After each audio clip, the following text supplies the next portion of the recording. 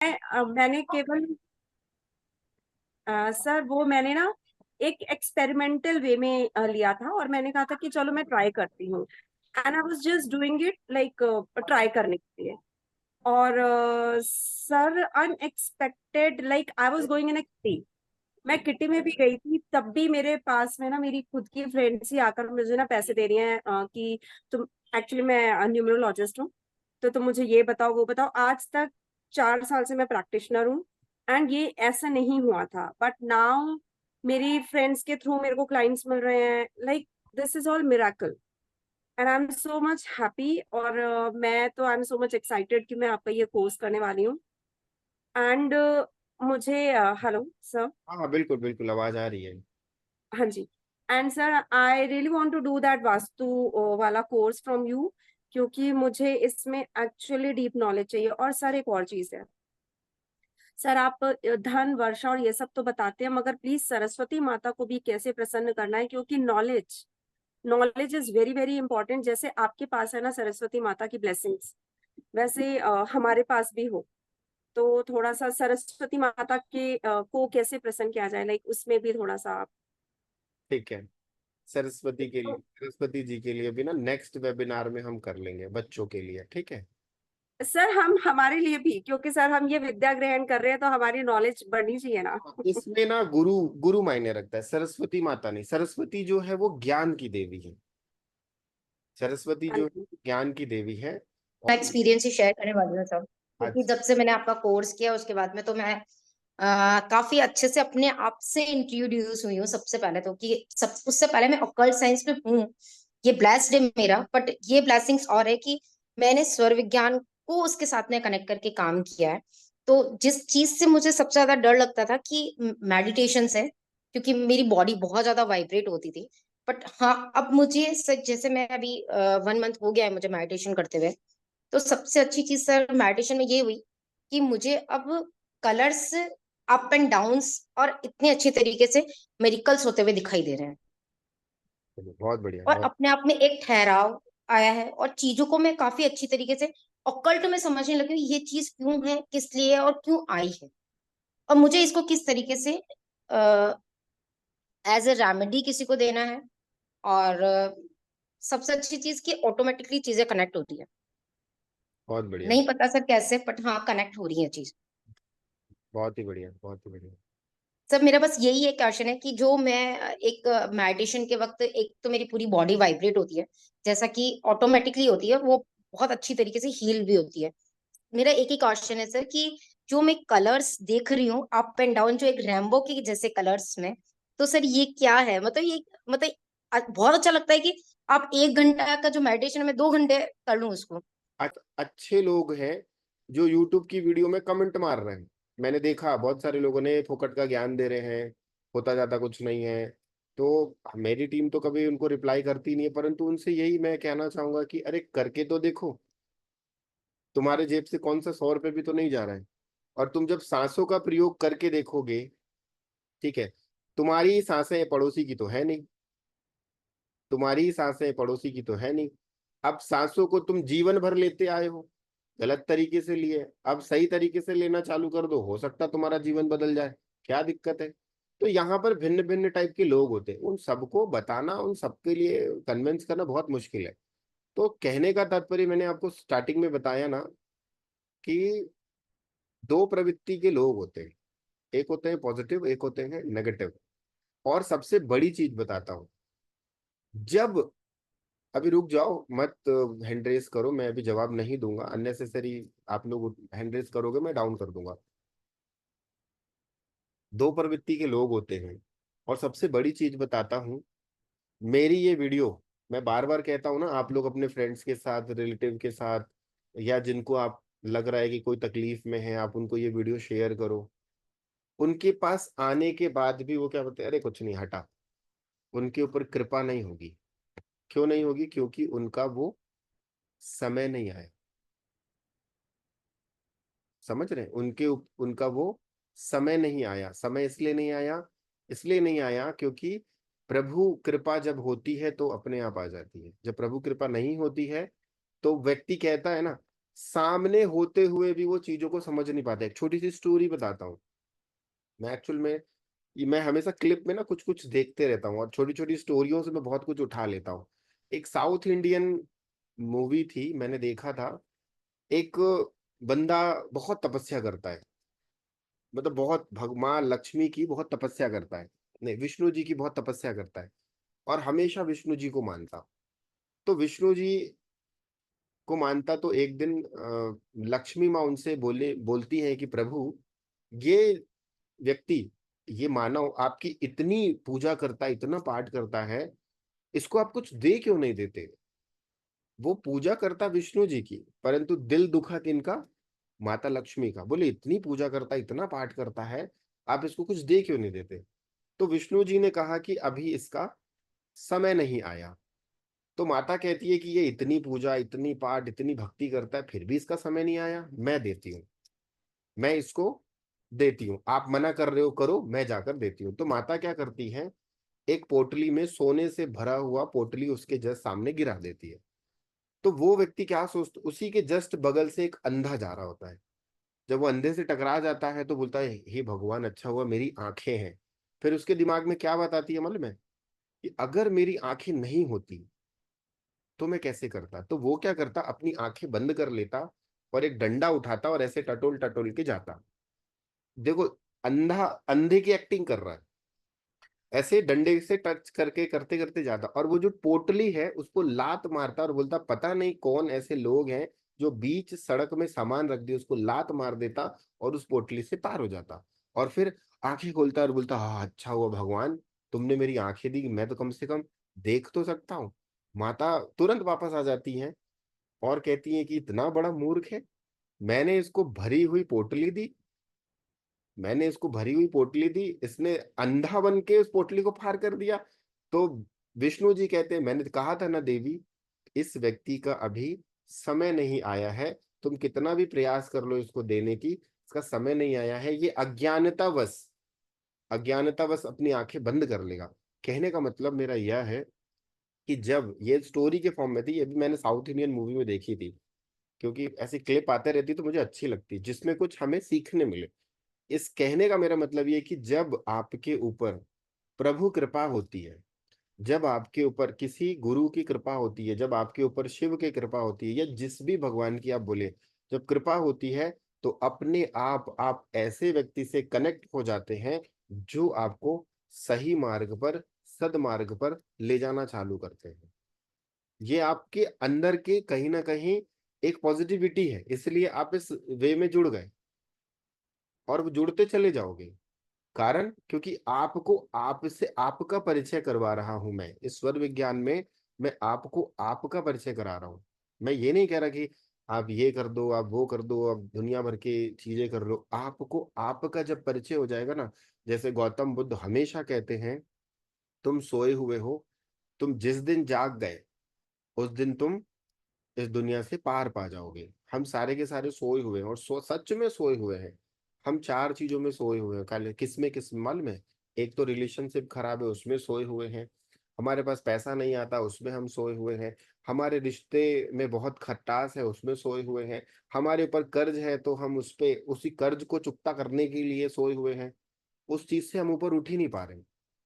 तो जिस दिन, अब यहाँ पे बात आती है कि कुछ लोग बोलेंगे सर बड़ी बड़ी ज्ञान की बातें हाँ करे हो, जिसको जो व्यक्ति ईएमआई नहीं पटा सकता है उससे पूछो, जिस व्यक्ति के पास कर्ज बहुत बड़ा है उससे पूछो। तो कर्ज किसने लिया? मैंने बोला था ले लो जाके, उसने खुद से लिया ना। उसने खुद से लिया तो क्यों लिया? क्योंकि उसको कर्मा, उसको भोगने थे। अगर उस कर्ज को चुकता करने के लिए वो दिन भर मेहनत कर रहा है, तो परमात्मा, भगवान ने इस दुनिया में हमें भेजा तो क्या कर्ज लेने के लिए भेजा? भगवान ने हमें इस दुनिया में भेजा क्या लोगों का दिल दुखाने के लिए भेजा? भगवान ने हमें इस दुनिया में भेजा तो क्या लोगों को प्रताड़ित करने के लिए भेजा? नहीं।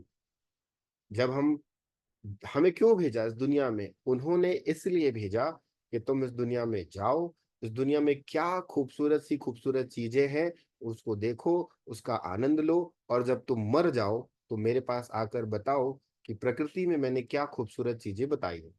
तो जब हम यहाँ पे कर्ज लेते हैं और मर जाते हैं, और जब भगवान के पास हम जाते हैं तो हम भगवान को यही कहते हैं, तुमने तो मुझे इतना बड़ा कर्ज दे दिया, मैं तो कर्ज से ही छुटकारा नहीं पाया। तुमने मेरी पत्नी ऐसी दे दी जो मुझे बहुत मारती थी, ठीक है। तुमने मुझे पति ऐसा दे दिया जो बहुत प्रताड़ित करता था। तुमने मेरे बच्चा ऐसा दे दिया जो दारू पी के पड़े रहता था। तो भगवान के तो फिर से जा, फिर से भोगना। इस दुनिया में वही है, the law of Karma, the law of Karma. इसके पहले मैंने आप लोगों को एक बहुत अच्छी स्टोरी बताई थी ना, कि आप अपने बच्चे को फॉरेन भेजते हैं तो क्या होता है, कैसे होता है, वो मैंने बताई थी। जिन्होंने ज्वाइन नहीं करी वो पुरानी वीडियो को देख लेना, उसको बहुत अच्छे से मैंने समझाया। परमात्मा यही चाहता है और दिक्कतें यही होती है। तो हम जब इन चीजों को बैलेंस करना चालू कर देते हैं तो ऑटोमेटिकली हमें हमारे साथ चीजें होती चली जाती है और व्यवस्थित होती चली जाती है और बहुत अच्छे से होती है। तो चलो अभी एक छोटा सा बहुत अच्छा उपाय और दे देता हूं। जिस व्यक्ति का बहुत ज्यादा कर्ज बढ़ता जा रहा है, अभी कर्ज की बात चल रही है तो कर्ज का ही कर लेते हैं।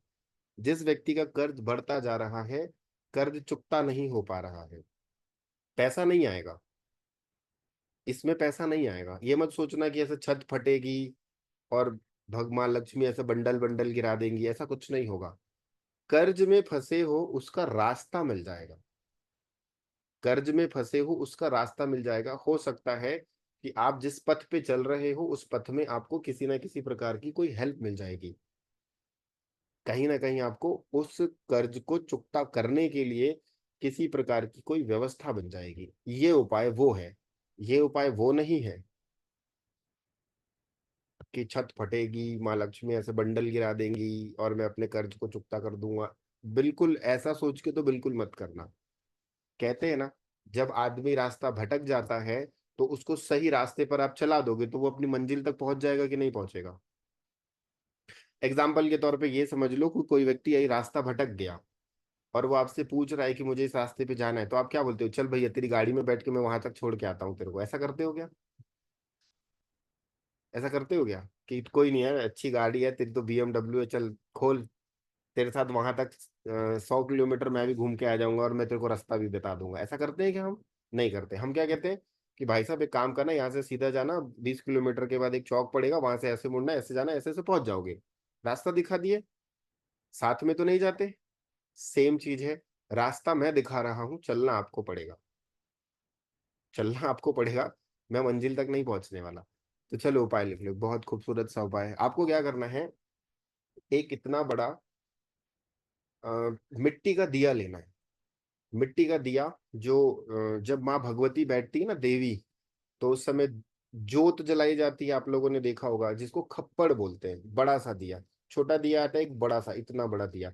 इतना बड़ा दिया लीजिए जिसमें कम से कम आधा लीटर तिल का तेल आ जाए। आधा लीटर तिल का तेल, ये 400 मिलीग्राम या 500 मिलीग्राम तिल का तेल आ जाए, ठीक है। उसमें आपको डालनी है, उसमें आपको डालनी है 5 पीस काली इलायची, ए सॉरी, काली मिर्च, इलायची कह दिया मैंने। 5 पीस काली मिर्च के दाने, और एक मतलब बहुत थोड़ा सा, थोड़ा बोलने से मुट्ठी में जितना, ऐसे मुट्ठी में नहीं, उंगलियों में, 5 उंगलियों में जितना भी काला तिल आ जाए, और काली उड़द की दाल, और 21 ठोक लौंग। मैं रिपीट नहीं करूंगा, जिन्होंने लिखा लिखा, जिन्होंने नहीं लिखा रिकॉर्डिंग वीडियो सुन लेना, ठीक है। बड़ा सा दिया लेना है आपको, चलो कर देता हूँ। बड़ा सा दिया लेना है, तेल लेना है, ये सारी सामग्री आप ले लीजिए। लेने के बाद में आपको इसको सगुण में प्रज्वलित करना है। प्रज्वलित करना कैसे है ये इंपॉर्टेंट है। लंबी गहरी सांस लेना, सांस लेने के बाद में सांस को रोकना, और शनि महाराज से प्रार्थना करना कि हे शनि महाराज, क्योंकि शनि भगवान ही देंगे और दुनिया में कोई इंसान आपको पार नहीं पा सकता। हे शनि महाराज, मैं आपसे प्रार्थना करता हूं कि मेरे जीवन में, हे शनि महाराज, मैं आपसे प्रार्थना करता हूं मेरे जीवन में ये जो समस्या आकर खड़ी हुई है, इस समस्या को इस दीपक के माध्यम से जलाकर भस्म कर दो। हे शनि महाराज, मैं आपसे प्रार्थना करता हूं, मेरे जीवन में जो समस्या आई है उस समस्या को बोल देना, इस समस्या को मेरे जीवन में, मेरे जीवन से जला करके भस्म कर दो। आपको 21 बार इस प्रार्थना को बोलना है उस दीपक को जलाने से पहले। ठीक है, दीपक को जलाने से पहले आपको 21 बार ये प्रार्थना करनी है। अब सारी सामग्री दीपक के अंदर डाल देंगे। आपने दीपक लिया, पहले पहले प्रोसेस समझ लो। फिर उसके बाद 21 बार आपने उस दीपक से प्रार्थना करी। जलाने से पहले आपने 21 बार प्रार्थना करी। उसके बाद उस दीपक को सगुण में, या तो सूर्य स्वर चल रहा होगा या तो चंद्र स्वर चल रहा होगा, यहाँ पे स्वर कोई मायने नहीं रखता, यहाँ पे स्वर आपका चलना चाहिए। जो स्वर चल रहा है उसी स्वर में दीप प्रज्वलित करें और आप अपने घर के वेस्ट की डायरेक्शन पे इसको रख देना।